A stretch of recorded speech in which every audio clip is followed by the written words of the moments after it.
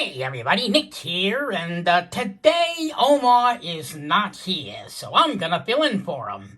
And we're gonna have to check out what this little guy is all about. Actually, I am here, sorry.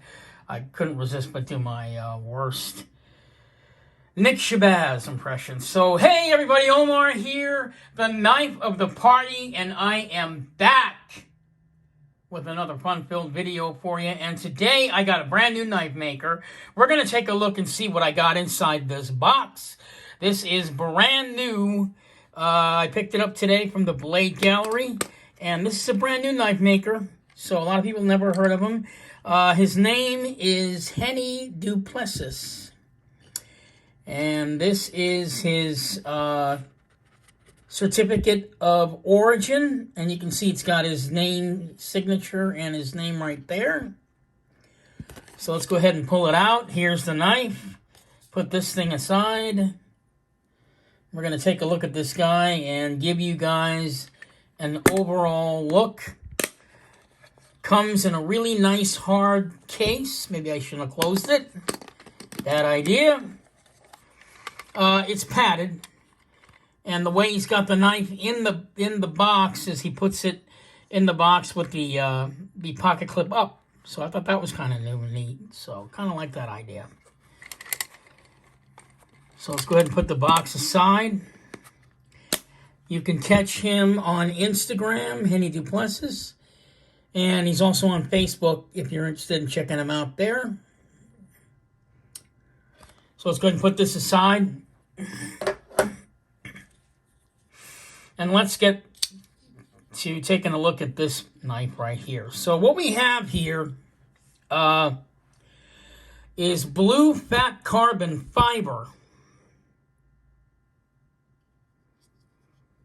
Not inlays, a full freaking slab of blue fat carbon fiber. And it's also got a blue Damascus pivot and a stunning Damascus matching pocket clip. This knife is absolutely amazing. So let's just go ahead and do some size comparisons real quick, and then I'm going to talk about the knife. Let's start off with the Spyderco Swiss Bowie. And the reason I'm doing I'm going right into the size comparisons because I don't have any specs on this knife.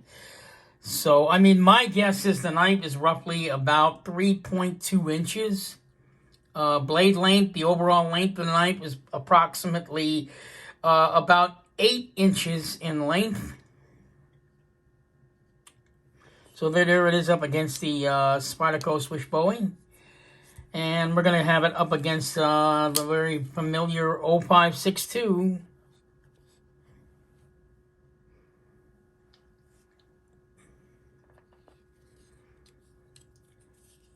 And now we're going to take a look at it up against the Kershaw bare knuckle knife.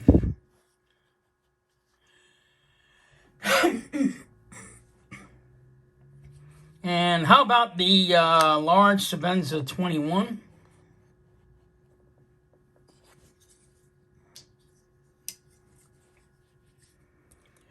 And now the small Sebenza 21.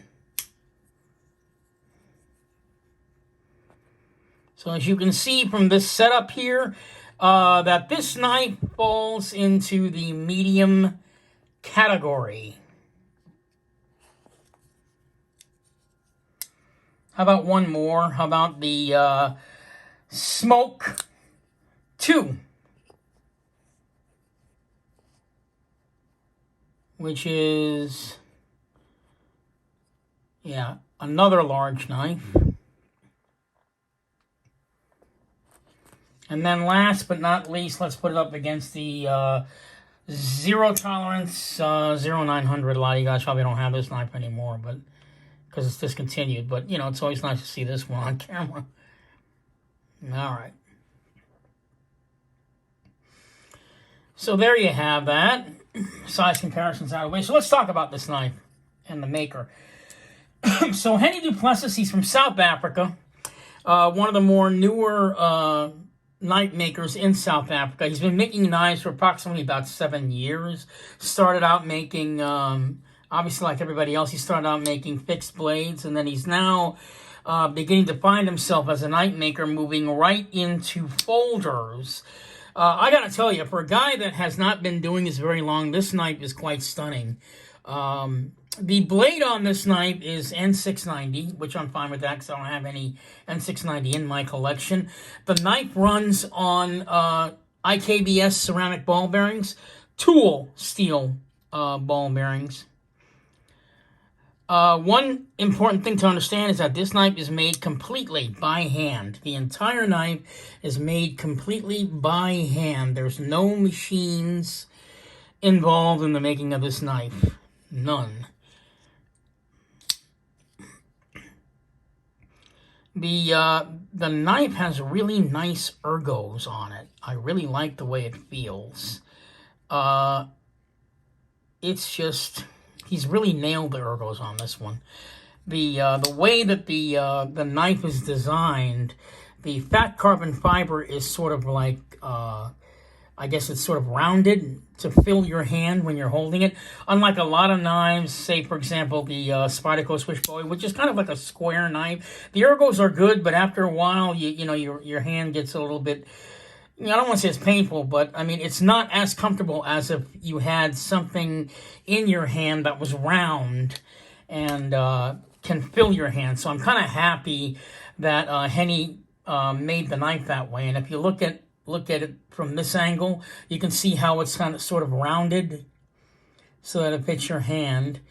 The fat carbon fiber on this has been sculpted so well. I mean, if I hold it up closer, you can see how well sculpted this thing is. He's really, really paid attention to his details on this knife. It's almost as if though you can't believe it was done by hand, because the fit and the finish is incredible on this thing, which means it's probably taken him hours to make this one just right. I mean, I'm talking like super spit perfect right. One thing I haven't seen on any South African knife is a protruding like backspacer or a sculpted backspacer.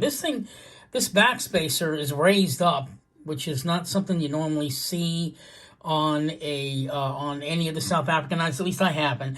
Most of the backspacers that I've seen on South African knives were flush, but this one, yeah, this one has, yeah, it's kind of sculpted to like sort of, I guess, that shape. If I hold it up, you can see it a little bit better. Like this triangle shape, and it's sort of raised up. You would think that it would hurt your hand in the ergos, but actually, you don't even know that it's there. It just feels fantastic. You don't even know that that thing being raised is there. The only thing is you can't, like, display the knife up like this and stand it up. It's a little difficult to do that. But who's going to do that? That's not why you own a knife, right? But still, it's a wonderful choice on a knife to have it raised up like that. I've never seen that on a knife before. And it makes him stand out as a knife maker as well. Another thing I like that this guy does is the jimping. Take a look at that jimping. It's very aggressive, but it's not the kind of aggressive that's sharp that when you're using it, it's so sharp that you don't want to put your thumb on it. Actually, the grip on this is actually aided by the jimping on the knife. So you're going to get good use of that jimping. We also have a super, super thick stock up at the top of that blade. I've never seen that either. So these are the little eccentricities that a South African knife maker would do to a knife to make him stand out a little bit amongst his peers. And so far from what I'm seeing on this knife, he made some really nice choices because they're all good. I can't say that they're not good. Let's take a look at the blade. He's got N690 for the blade. I have never seen a blade shape quite like this. It's one of these modified Wharncliffe style blades that isn't sure that it wants to be a Wharncliffe style blade. But that's good, and I'll explain why. If you look at the shape of the blade, it's supposed to go straight across, right? And if you know anything about Wharncliffe style blades, or if you've ever watched, say, Michael Janish's video on the Warncliffe style blade. The purpose of the Warncliffe style blade is that you get a chance to cut with full power. So, I mean, obviously, if you have your hand here and you're pressing down on something, as long as this line here is straight across, whether you're cutting here, or at the end, the amount of pressure that you would use to cut down on the knife is exactly the same.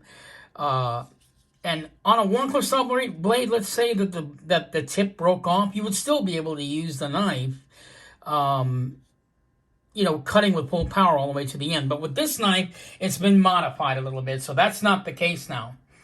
So what he's done here is he's taken the concept of a Warncliffe style blade, and for aesthetic purposes, and I also think this is also good for for actually tool using purposes, and I'll explain in a second, that the blade is kind of curved up a little bit. So we have a Warncliffe style, and then it's kind of curved over here, but still trying to maintain the straight edge all the way across, so you can take advantage of the full cutting power of the knife,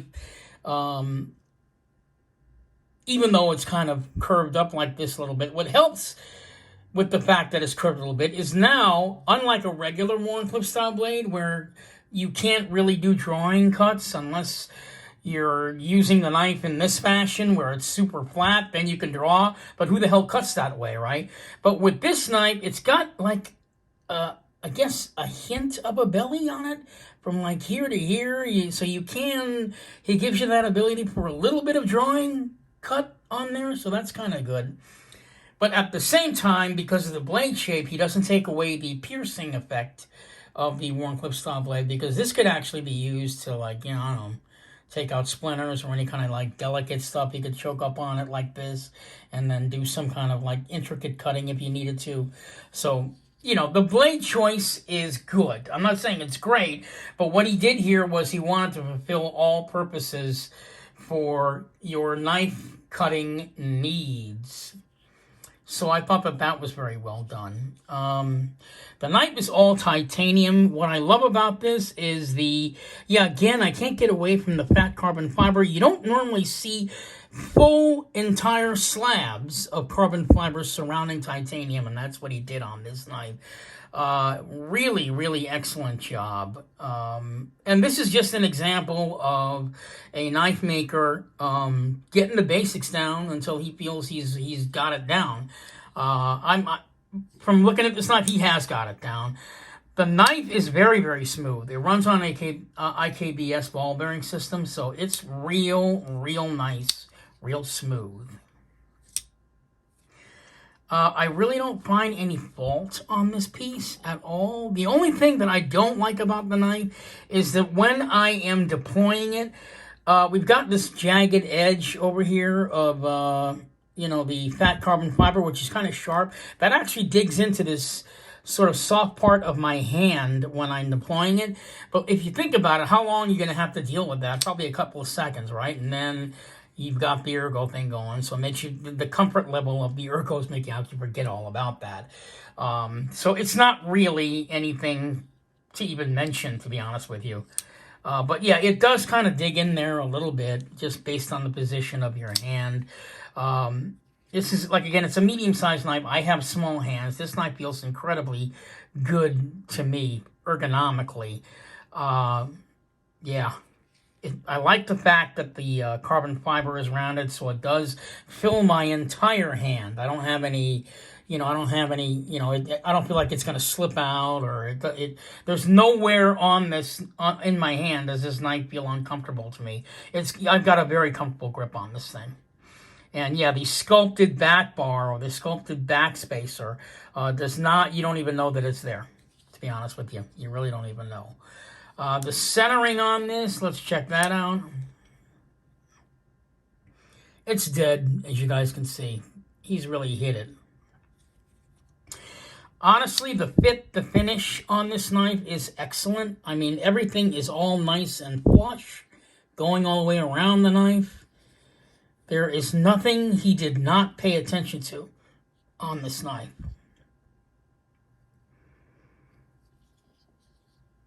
It's just a beautiful, beautiful piece of work. The blue, the star of the show is not the while it's the fat carbon fiber, because it's such a cool package all put together. That there really is no star of the show. Even when you take a look at the pocket clip, which kind of gets your eye immediately, you still can't help but notice the fat carbon fiber in the back there catching your eye. His choice of colors, his choice of materials on this knife was very well done.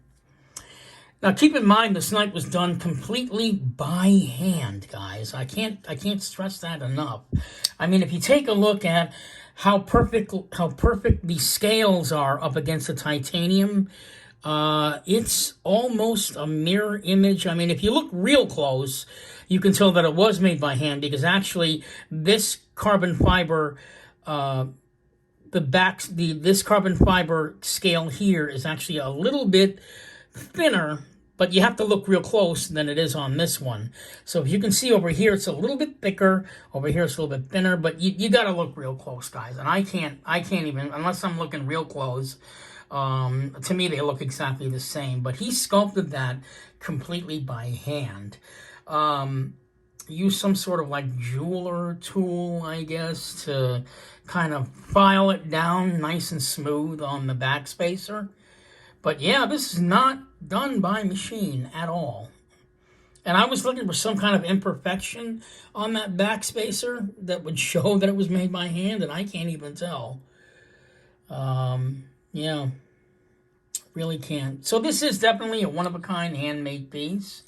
It's not like there's 15 of these. This is the only one like this. The name of the model on this knife, I can't remember what it was called. It's not even on here. It's called the T-96 Griffin. And I'm going to have to ask him why he calls it that, because I don't know. But that's the name of the knife. Yeah, it's called the T-96 Griffin. That's the name of the model of the knife. Just fantastic. All right, so that is it for this video, but I have news for you. This is only part one of the video on this knife. I'm going to bring out another knife maker whose style is similar to this one, and I'm going to pick it up from there. I just wanted you guys to get an overall preview and look at this fantastic knife. I forgot to mention, maybe the video will be a little bit longer. We have mirror on the flats for the blade, right? And then we've got this sort of, trying to see here. Yeah, we got sort of this N690 stonewash finish, but it looks more like a hand rubbed to me on the on this part. And you know, obviously the flats are mirrored, but the but down here it's more, it looks more to me like a hand satin finished on that. So yeah, really, really well done. It's a beautiful sculpted Damascus pocket clip that he's made there, which he sculpted by hand. Unbelievable. All right, so there you have it. Hennie du Plessis Griffin, T-96 Griffin knife. We really are going to wish this guy the best of luck as he continues on. Like I said, he's only been making knives for about 7 years. I think he just recently got into folders. I'm not sure. I got to talk to him some more. But this is just a perfect example of a really great tool and art knife. I want to keep that in mind. South Africa is very well known for making art knives, and this knife, while it still is a tool, he's now crossing over into the art world of making knives.